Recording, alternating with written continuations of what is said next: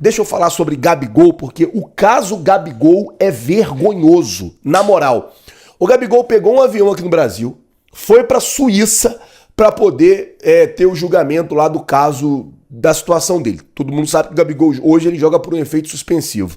E o julgamento do Gabigol ele foi adiado porque aqui no Brasil a ABCD, a Autoridade Brasileira de Controle de Dopagem, cara, não pagou a taxa que teria que ser paga, o custo judicial. Vou explicar a você. Toda ação ou todo julgamento que precisa ser julgado pelo CAIS, quem entra com a ação, as partes, elas precisam pagar o custo judicial. O advogado do Gabigol recebeu a notificação, pagou, e o ABCD não pagou.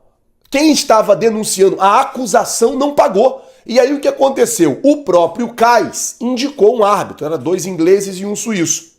O próprio CAIS indicou esse árbitro. Foi esses 3 árbitros, com esse um indicado pelo CAIS, que seria o árbitro de acusação, debruçaram e decidiram dar o efeito suspensivo. Amanhã seria o julgamento com esse árbitro indicado pelo próprio CAIS. Aí a ABCD entrou com um pedido, entrou na justiça, alegando que perdeu o prazo e que não deu tempo de pagar e uma desculpa, enfim, o julgamento do Gabigol foi adiado. Flazoeiro, por que isso é ruim? Vou explicar. O Flamengo vive no impasse se renova ou não o contrato do Gabigol. Primeiro ponto. Existem clubes brasileiros interessados em fazer proposta pelo Gabigol. Segundo ponto. E a informação é que esse julgamento agora ele só vai acontecer, talvez, lá no final do segundo, do primeiro, lá no começo do segundo semestre, ou seja, no final de julho ou ali para agosto.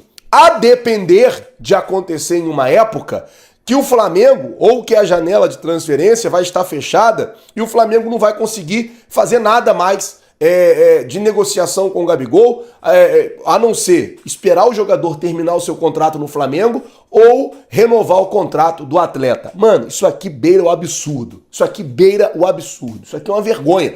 E é muito por isso que, às vezes, os órgãos brasileiros não são respeitados lá fora. É muito... Pô, tem 3 partes. Os caras fazem isso todo dia. Tem 3 partes. 2 partes precisam pagar esse chamado custo judicial. Uma parte paga, a outra não paga. Aí vai ter o julgamento. A parte que não pagou entra na justiça para adiar o julgamento, para dar tempo de pagar, para poder... Impossível isso, gente. É brincadeira um negócio desse. Esperar para ver aí como é que vai ficar essa situação.